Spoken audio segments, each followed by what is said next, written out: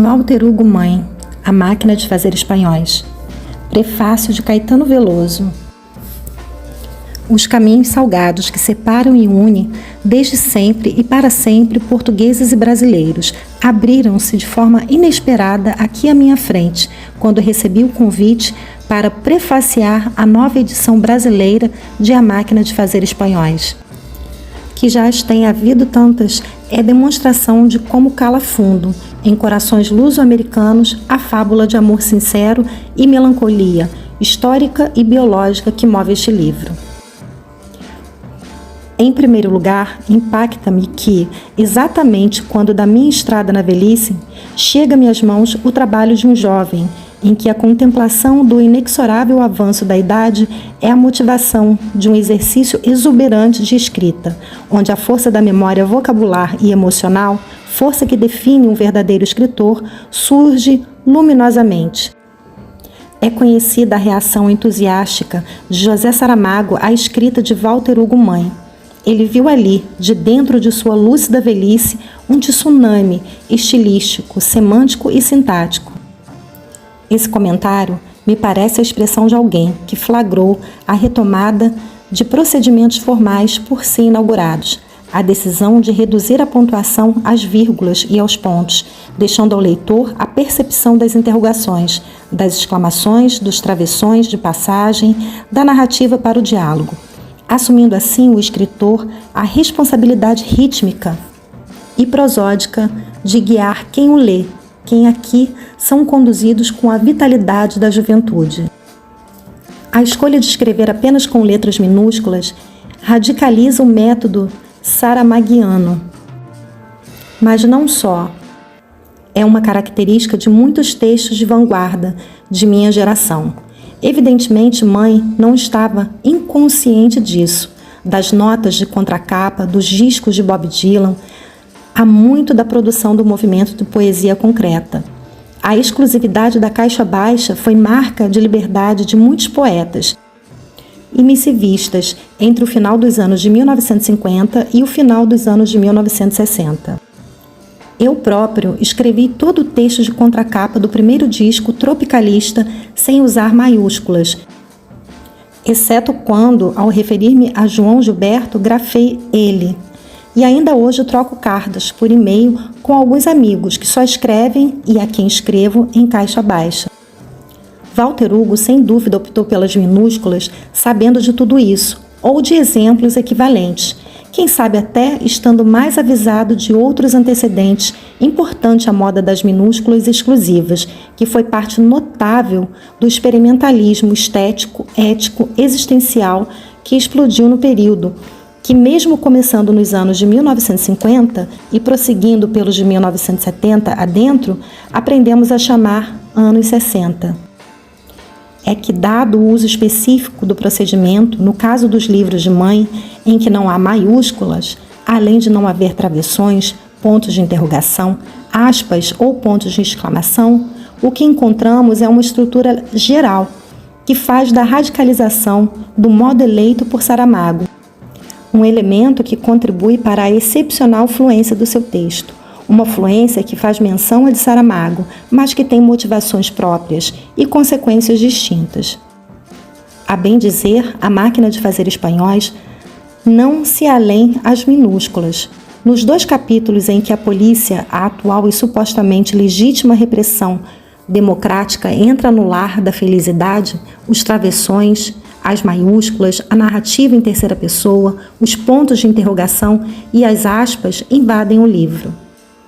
Aliás, no capítulo cujo título dá nome ao romance, A Máquina de Fazer Espanhóis, as maiúsculas e todo o seu séquito estão presentes, como que a gritar o contraste com o título impresso na capa, reforçando o teor rebelde das letras pequenas e, ao mesmo tempo, fazendo pensar 2 vezes sobre o capítulo destacado. Toda essa questão formal da arte gráfica e da pontuação está em sintonia com a complexidade dos sentimentos relativos à vida e à política que são o espírito do livro. Do lado de cá do Atlântico, vivi recentemente um momento que a leitura do romance de Walter Hugo me trouxe uma e outra vez à memória. Em meio à instabilidade social, econômica e política que o Brasil atravessa, uma notícia terrível veio a intensificar a angústia de ser brasileiro.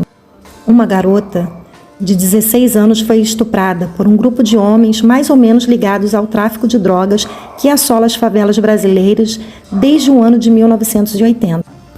Detalhando-se a investigação, chegou-se à certeza de que o ato cruel se deu em 2 turnos e em 2 casas diferentes. Eu estava assistindo ao noticiário da televisão que dava conta dos desenvolvimentos dessa macabra história, mas precisei me afastar para resolver assunto imediato. Na volta, deparei-me com a informação que já se tinha chegado aos primeiros nomes dos perpetradores. Talvez os locutores já tivessem dito alguns nomes antes daquele que ouvi e li primeiro, mas para mim a informação se cristalizou neste: Michel Brasil da Silva. Michel é o pré-nome do presidente interino que tomou o lugar de Dilma Rousseff, quando, e isso tinha acontecido fazia poucos dias, esta foi afastada da presidência por um processo de impeachment, para cuja justificação parece que nunca se encontrou crime. Estávamos entre os reacionários e a imprensa, que louvavam tal processo, e os que consideravam um golpe. Fora um golpe parlamentar e também midiático, só que dando-se como que em câmera lenta, levando o tempo necessário para fingir ser um processo legal. O prenome Michel não é comum entre brasileiros, forma francesa do nome do anjo, Santo Miguel. Sem dúvida nomeia o atual presidente interino devido à sua origem libanesa. E o criminoso favelado por causa da maravilhosa liberdade com que os brasileiros podem escolher como chamar seus filhos. Assim, o prenome francês surgia ali, frisado, fazendo imediatamente pensar no presidente interino que mal, e mesmo mal, chegara ao poder. O primeiro sobrenome de família do criminoso, o que vinha como nome do meio, era incrível, Brasil. E para arrematar vinha Silva, o mesmo sobrenome de Luiz Inácio, o Lula, contra quem toda a movimentação que levou a impedimento de Dilma se dirigia, e que é um nome de família que os brasileiros pensam ser o sobrenome geral da gente do povo, numa das peças teatrais do Centro Popular da Cultura da União Nacional dos Estudantes. Uma canção escrita por Geni Marcondes e Augusto Boal fez grande sucesso e marcou fundamente a cultura brasileira no começo dos anos de 1960. Zé da Silva, o sugerindo tratar-se do brasileiro genérico, sendo o mesmo nome geral do povo do Brasil. Michel Brasil da Silva. Sendo nós, brasileiros, os das selvas selvagens, os apropriamente silvícolas, as ironias amargas sobre o graçar de silvas nas conversas dos velhos de Walter Hugo Mãe, e no ritmo de poesia que este lhes dá, caíram em meus ouvidos como cânticos, ora dolentes, ora sarcásticos, que me levaram a sentir o fundo, os complicados e misteriosos sentidos que o desenrolar de nosso destino comum, de brasileiros e portugueses, ou, em todo caso, de lusófonos, vai ganhando, sofrendo ou produzindo. A fortuna crítica e o sucesso abrangente deste romance no Brasil exibem feições comoventes, momento profundo das relações afetivas entre Brasil e Portugal. A Máquina de Fazer Espanhóis, um livro tão exclusivamente português, com seu linguajar coloquial lusitano e suas referências às intimidades da vivência da história política de Portugal.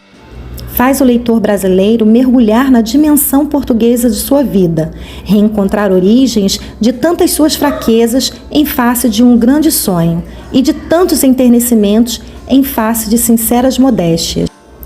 Faz o leitor brasileiro enriquecer suas perguntas quanto à capacidade de grandeza, à realidade de suas responsabilidades.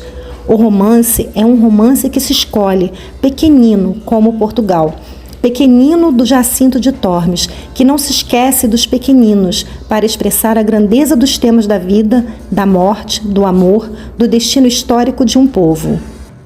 O Portugal oprimido sob a ditadura de Salazar e o Portugal sob a batuta de austeridade da União Europeia são flagrados nos momentos finais de vidas comuns, mas o homem comum da tabacaria de Álvaro de Campos, o Esteves, sem metafísica, está ali entre eles, e sobrecarregado de metafísica.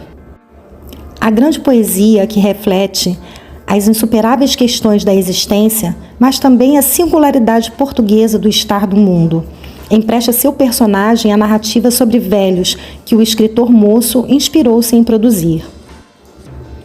Entra como Quixote no segundo livro, mas a ênfase não recai sobre a metalinguagem. Antes, a metalinguagem, como as minúsculas, serve ao desvelamento de uma realidade intuita pelo jovem escritor. Com sua cabeça clara, que há de perdoar, o tom talvez pedante destas palavras com que um cantor de rádio pretende saudar a nova edição do seu livro Entre Nós. Mãe dá conta dessa complicada tarefa de modo leve. Bastar-me-ia registrar quão comovente é para mim, e suponho que o será para muitos brasileiros, saber que a audição da canção da Legião Urbana contribuiu para a formação da sensibilidade de quem realizou com tanta delicadeza trabalho tão potente.